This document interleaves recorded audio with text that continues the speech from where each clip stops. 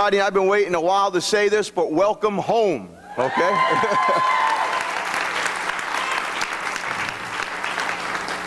You know, as I was reflecting on this morning and what it took to get us here, I would be remiss if I didn't say these words that I think have been true for the generations, and they'll continue to be true, and that is that God's promises are everlasting. And there is nobody on the face of the planet, not even the gates of hell, can stop the promises of God from prevailing.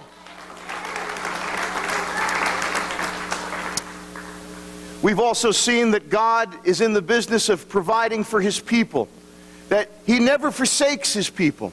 And we should remember today as a new chapter in our history, but a continuation to the story that God has started from the foundations of the earth.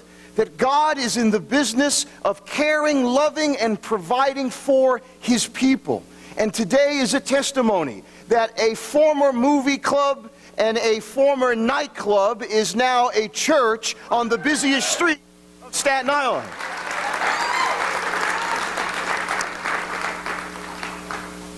And because of God's provisions and because of His promises, His people have stepped forward.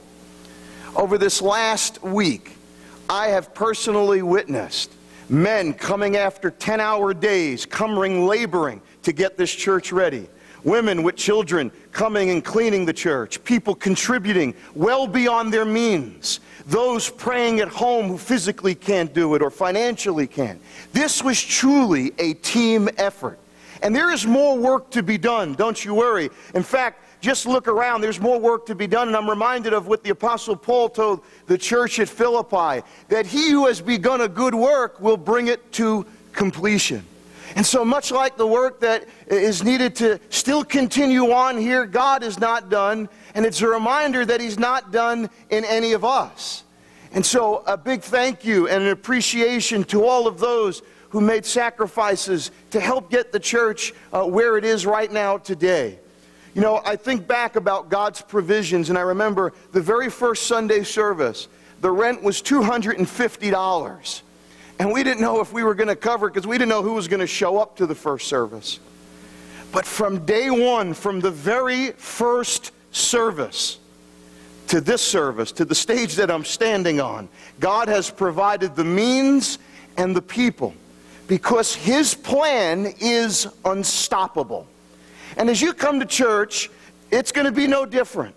We're not going to become some showboat place that forgets what it's all about. It's about the glory of God. It's about Jesus Christ and the cross. And it's about the fact that all the honor and praise goes to God. And that can't just be lip service, we have to live that out. And so as we embark on a new era, an era that will continue caring for the lost, looking out for those who need to get connected to God, plugging believers who don't have a spiritual home into the church, encouraging the body to step forward in faith and to walk by faith and not by sight. Letting everybody on Staten Island know that doesn't go to church, that when they come here, the roof is not going to fall down, that they don't have to wait to get it all together. They can come just as they are. And today is a continuation of what was started back in 2002. But it's a new chapter. And it's a time for all of us to raise the stakes of our life with God.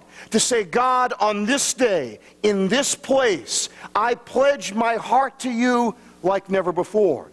Like the Apostle Paul said, I'm leaving the past in the past and I'm pressing forward to what's ahead.